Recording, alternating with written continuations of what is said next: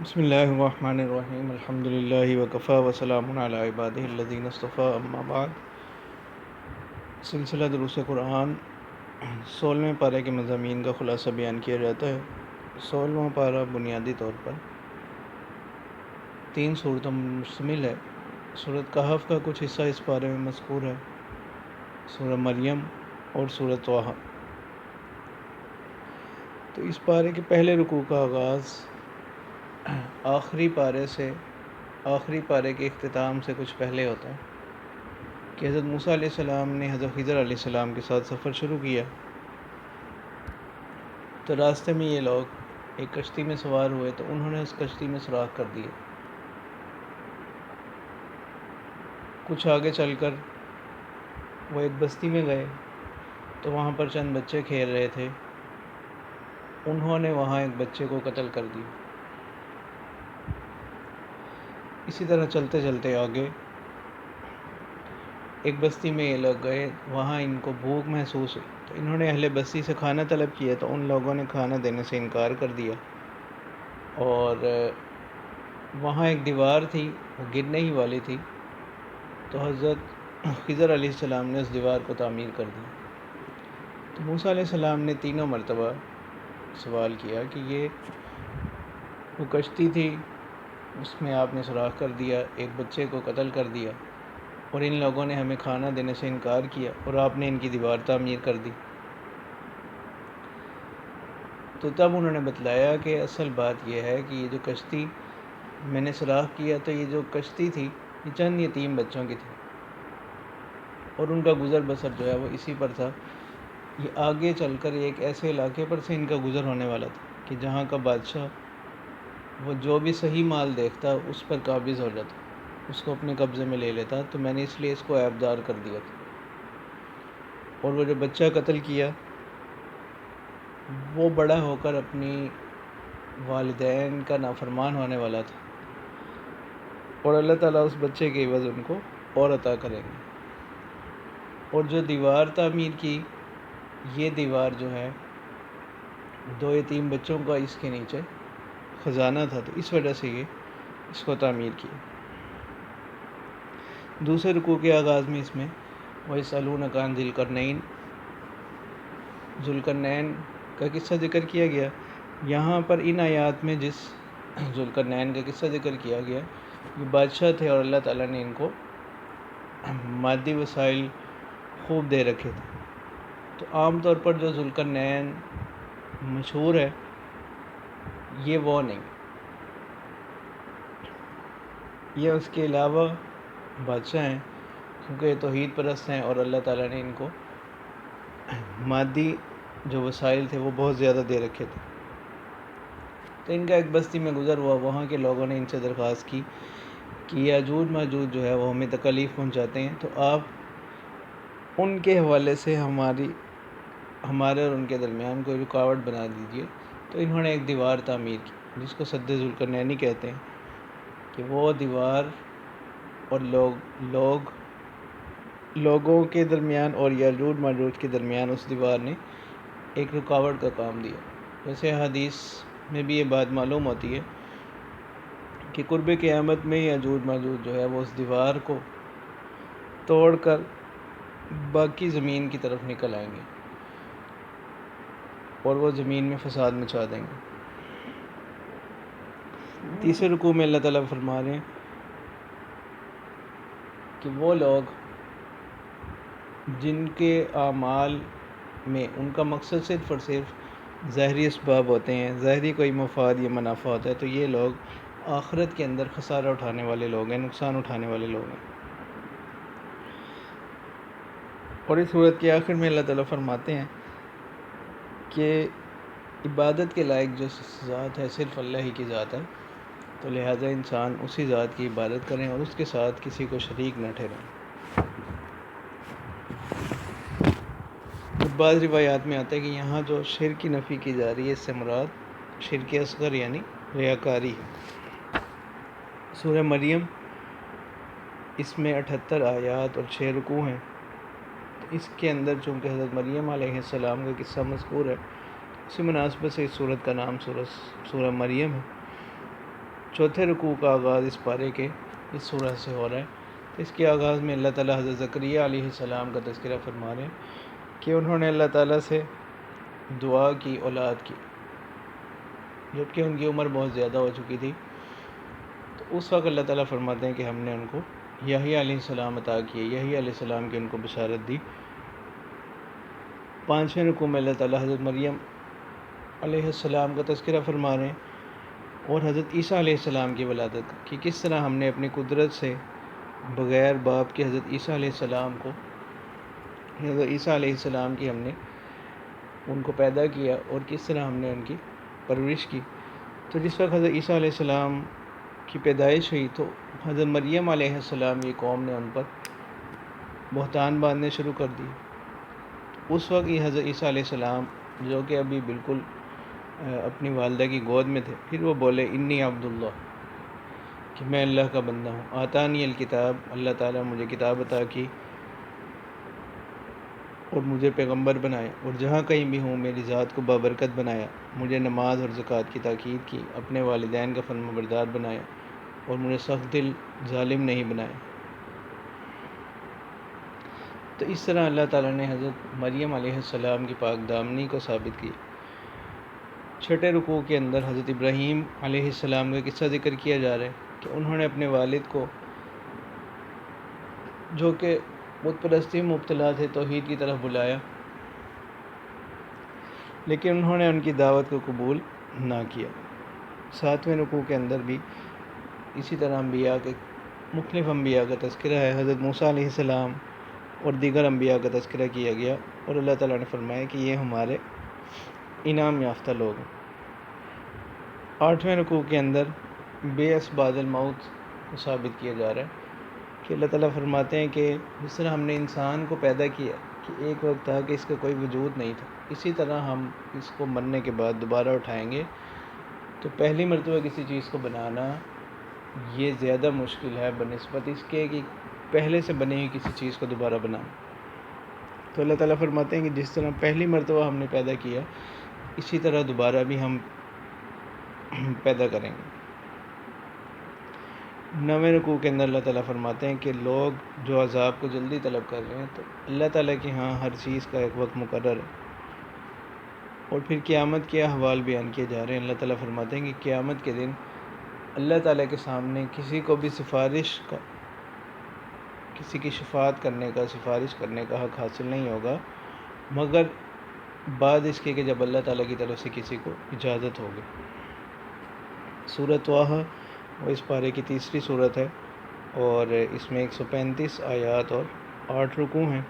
اس کے آغاز میں اللہ تعالیٰ قرآن مجید کا تعارف فرما رہے ہیں کہ قرآن مجید جو ہے یہ نصیحت کی کتاب ہے۔ جو بھی شخص ڈرنے والا ہے یہ کتاب اس کے لیے نصیحت کا سامان رکھتی ہے۔ پھر اس کے پہلے رکوع کے اندر ہی حضرت موسیٰ علیہ السلام کا قصہ ذکر کیا جا رہا ہے کہ جس وقت ان کو تورات دی گئی، تورات عطا کی گئی اور اللہ تعالیٰ نے ان کو حکم دیا کہ آپ فرعون کی طرف جائیں، جو کہ جس نے زمین میں فساد مچا رکھا ہے۔ 11واں رکوع اس پارے کا وہ موسیٰ علیہ السلام کی ایک دعا سے اس کا ذکر ہوتا ہے۔ موسیٰ علیہ السلام نے اللہ تعالیٰ سے دعا کی، رب اشرح لی صدری، کہ اللہ آپ مجھے فرعون کی طرف جانے کا حکم دے رہے ہیں تو آپ میرے سینے کو کھول دیجیے، ویسر لی امری، اور میرے کام کو میرے لیے آسان بنا دیجیے، واحلل عقدۃ من لسانی، اور میری زبان کی جو لکنت ہے اس کو دور فرما دیجیے، یفقہوا قولی، تاکہ وہ میری بات کو سمجھ سکیں۔ اور پھر انہوں نے اللہ تعالیٰ سے درخواست کی کہ میرے بھائی ہارون جو ہیں ان کو آپ اس کام میں میرا معاون بنا دیں۔ 12ویں رکوع میں بھی انہی کا قصہ چل رہا ہے کہ یہ فرعون کے پاس گئے اور انہوں نے اس کو بتلایا کہ ہم اللہ تعالیٰ کی طرف سے بھیجے ہوئے ہیں۔ تو فرعون نے کہا کہ میں تو کسی پروردگار کو نہیں جانتا، میں ہی پروردگار ہوں۔ تو الغرض حضرت موسیٰ علیہ السلام نے جب اس کو اپنے معجزات دکھائے تو پھر اس نے سمجھا کہ یہ کوئی جادو ہے۔ اس نے اپنی ریاست میں اعلان کروا دیا، تمام ریاست سے جادوگر اکٹھے کیے گئے اور مقابلے کا ایک دن جو ہے وہ مقرر کر دیا گیا تو جس دن مقابلے کا دن آیا حضرت موسیٰ علیہ السلام نے ان تمام کو شکست دی، اور اللہ تعالیٰ نے حضرت موسیٰ علیہ السلام کو کامیابی سے ہمکنار فرمایا، اور ان کا معجزہ جو ہے وہ کامل طور پر ظاہر ہو گیا، تو جادوگر بھی ان پر ایمان لیا۔ تو اب فرعون نے انتقام لینا چاہا اور اس نے ان جادوگروں کو ہلاک کرنے کا حکم دیا۔ 13واں رکوع جو ہے وہ بھی اسی قصے کے حوالے سے ہی چل رہا ہے کہ اللہ تعالیٰ فرماتے ہیں کہ ہم نے حضرت موسیٰ علیہ السلام کو حکم دیا کہ آپ بنی اسرائیل کو مصر سے لے کر نکل جائیں، جن کو کہ فرعون نے اپنا غلام بنا رکھا تھا۔ تو فرعونیوں نے ان کا تعاقب کیا، تو وہ فرعون کا لشکر اور فرعون وہ غرق کر دیے گئے۔ تو اللہ تعالیٰ نے اس طرح بنی اسرائیل کو فرعون سے نجات دلائی۔ تو اب ان کے لیے، بنی اسرائیل کی تعلیم کے لیے کوئی دستور اور قانون چاہیے تھا۔ تو اللہ تعالیٰ نے موسیٰ علیہ السلام کو تو کوہ طور پر بلایا اور ان کو تورات عطا کی۔ تو اس دوران کہ جس وقت موسیٰ علیہ السلام کوہ طور پر تشریف لے گئے، تو پیچھے ان کی قوم کو سامری نے بت پرستی میں، بچھڑے کی پرستش میں جو ہے وہ مبتلا کر دی۔ تو 14ویں رکوع میں بھی اسی قصے کا ذکر کیا جا رہا ہے کہ جس وقت حضرت موسیٰ علیہ السلام واپس تشریف لے کر آئے، تو انہوں نے دیکھا کہ ان کی قوم جو ہے وہ بچھڑے کی پرستش میں مبتلا ہو گئی ہے۔ تو انہوں نے اس بات پر ناراضگی کا اظہار فرمایا، اور وہ سامری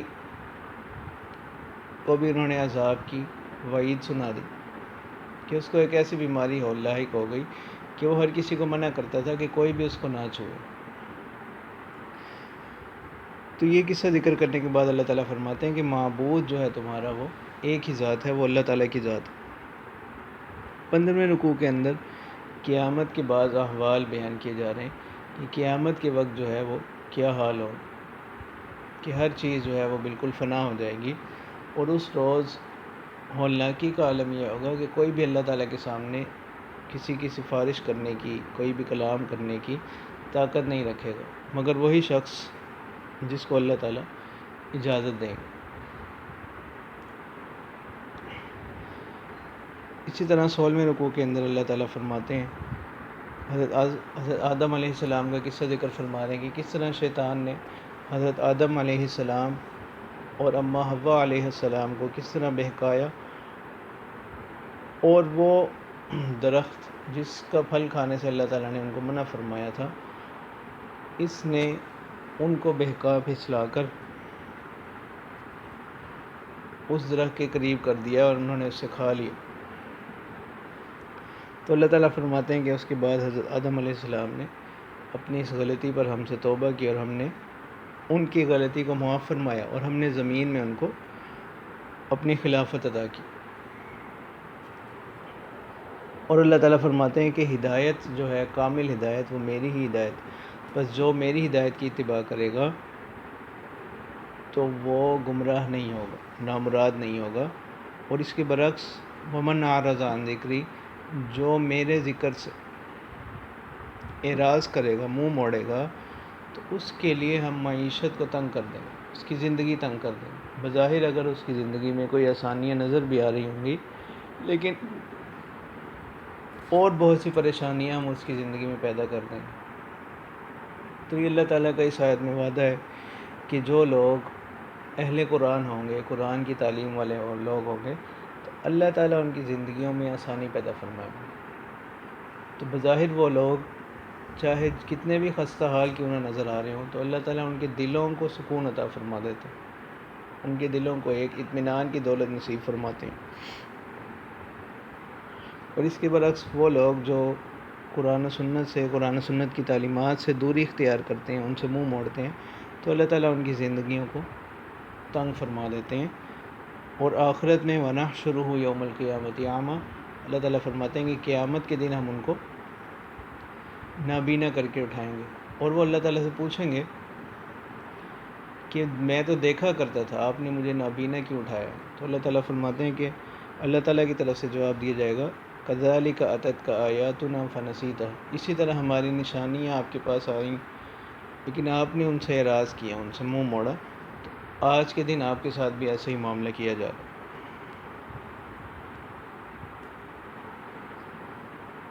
اور جو بھی شخص اللہ کی نشانیوں پر ایمان نہیں لاتا اس کے ساتھ ہم ایسا ہی سلوک کرتے ہیں.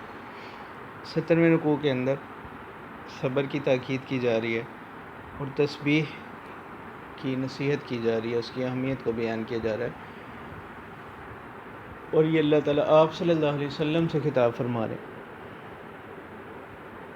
اور اس میں نصیحت ہے امت کے لیے کہ وہ ان دو صفات کو خاص طور پر اپنائیں، ایک تو صبر کو اور دوسرا اللہ تعالیٰ کی یاد کو. اور اللہ تعالیٰ فرماتے ہیں کہ یہ جو نعمتیں ہم نے، جو ساز و سامان ہم نے دوسروں کو عطا کر رکھا ہے، اس کی طرف اپنی نظریں نہ پھیلائیں. یعنی یہ صرف دنیا کی ظاہری زیب و زینت ہے، اور یہ آخرت کے اندر کسی کامیابی کا کوئی معیار نہیں ہے. یعنی دنیا میں اگر کسی کی زندگی اچھی گزر رہی ہے، یہ اس کی آخرت میں زندگی اچھے ہونے کا معیار نہیں ہے، اس کی آخرت کی کامیاب ہونے کا معیار نہیں ہے. اسی طرح اللہ تعالیٰ آپ صلی اللہ علیہ وسلم سے فرما رہے ہیں کہ آپ خود بھی نماز کو قائم کیجئے اور اپنے گھر والوں کو بھی اس کی تاکید کیجیے. خود بھی اللہ تعالیٰ کے احکامات کی پابندی کیجیے اور اپنے گھر والوں کو بھی اللہ تعالیٰ کے احکام کی پابندی کرنے کی تاکید کیجیے، نصیحت کیجیے.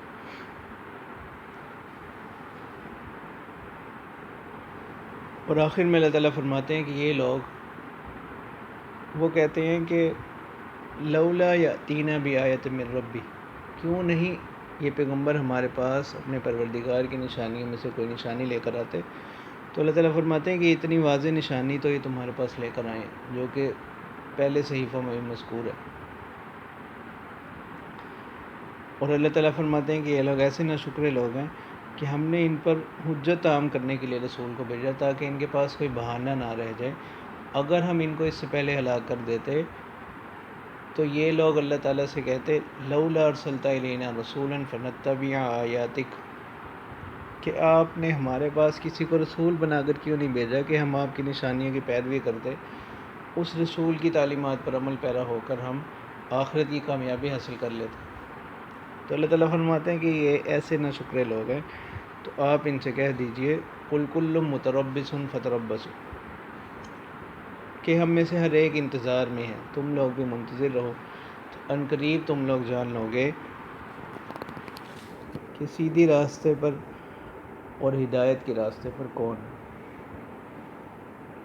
تو ایک وقت آئے گا کہ یہ معلوم ہو جائے گا کہ کون سیدھے راہ پر ہے، کون ہدایت والے راستے پر ہے اور کون ہدایت والے راستے پر، سیدھے راستے پر نہیں ہے. تو اسی پر جو ہے اس پارے کا اختتام ہوتا ہے. وآخر دعوانا ان الحمد للہ رب العالمین.